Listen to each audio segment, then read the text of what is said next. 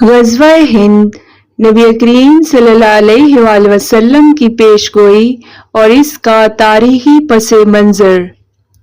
سیدنا ابو ہریرہ رضی اللہ تعالی عنہ سے مروی ہے کہ رسول کریم صلی اللہ علیہ وآلہ وسلم نے فرمایا، میری امت کا ایک لشکر ہندوستان سے جنگ کرے گا، اللہ تعالیٰ اس لشکر کو فتح دے گا یہاں تک کہ وہ ہند کے بادشاہوں کو قید کر کے لائیں گے اور اللہ ان کے گناہ معاف فرما دے گا۔ پھر وہ بیت المقدس کی طرف لوٹیں گے اور وہاں عیسیٰ ابن مریم سے جا ملیں گے۔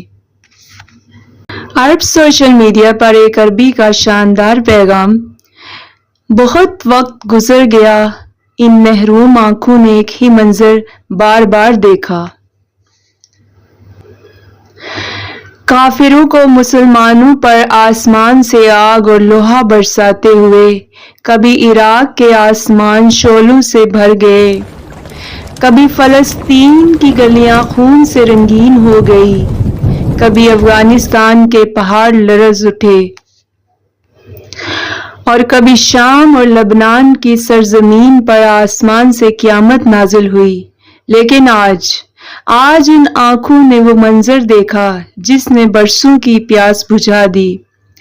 ہم نے دیکھا کہ پاکستان کے شاہینوں نے گاؤں پوجنے والوں پر آسمان سے آگ برسائی، دل کی دھڑکنیں سجدہ ریز ہو گئی، ایسا سکون دل میں اترا جو لفظوں میں بیان نہیں ہو سکتا۔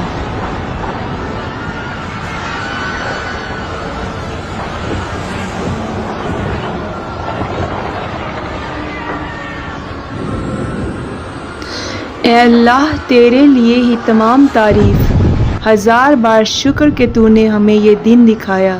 یہ تیرا ہی فضل ہے کہ مظلوموں کی دعائیں سنی گئی اور ظالموں پر آسمان سے بجلی گری۔ سچی بات یہ ہے کہ پاکستان اس سارے سینیریو میں ایک نقطہ معلوم ہوتا ہے۔ سوائے غیرت اور ایمان کے پاکستان کے پاس کچھ اور قابل ذکر سرمایہ نہیں۔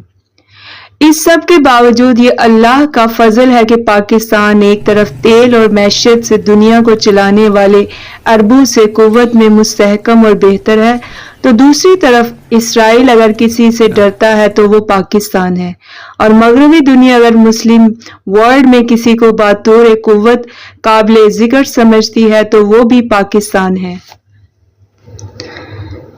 وہ ملک صفر سے جس کا آغاز ہوا، وہ اگر آج دنیا کی گنتی کی چند ایٹمی قوتوں میں سے ایک قوت اور واحد مسلم ایٹمی طاقت ہے تو اس میں ہمارا کتنا کمال ہے، یہ سوچ لیجئے۔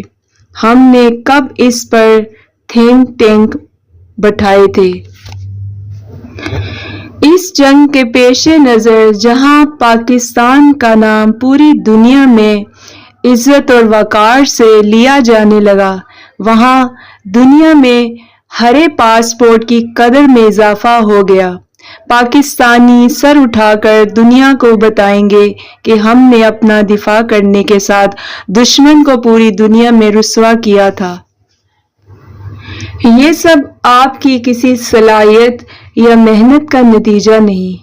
صلاحیت اور محنت تو دور کی بات، ہم تو وہ سسٹم ہی نہیں بنا سکے ملک جس سے آگے بڑھتے ہیں۔